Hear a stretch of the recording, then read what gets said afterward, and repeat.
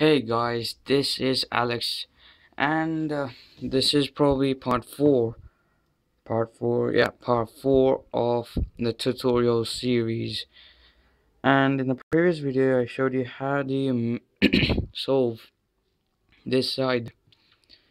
In this tutorial, I will show you how do you solve the two layers of the cube. Now, before I go to teach you how to solve this layer, you must know another algorithm. Like suppose this piece has to come to the right side, like here.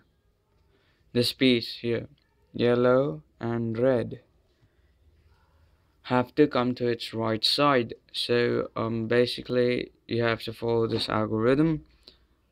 Write it down on a sheet of paper or something, I don't know. So first thing you do is up, left, right up, right, right down, up right, front anti-clockwise, up left, front clockwise. Now you can see that this piece here has gone to its right side. So basically I'll just take that thing out. So similarly in the left side, when we want this piece here, suppose red and blue, to come on its left side, you have to do the opposite thing. It is up right, left up left, left down, up left, front clockwise, up right, front anti-clockwise. And you can see red and blue has come to its place. So that's basically it. You need to know two algorithms to solve the two layers of the cube. So here you can see there's an edge piece, orange and white. White has to come to its side here. White is towards the right in this case.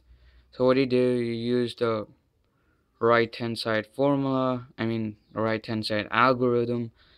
That is up left, right up right, right down, up right, front anti-clockwise, up left, front clockwise. This piece came here, and then this piece, orange and yellow, has to go to its left side. You do this opposite thing as the right algorithm. That is up right, left up right, oh god, wait, from first, up right, left up left, left down, up left, front clockwise, up right, front anti-clockwise. You can see this piece has come to its place on the left side. That's basically it. And here we have white and red. It has to come to its left side here. You can see that. And you do the formula.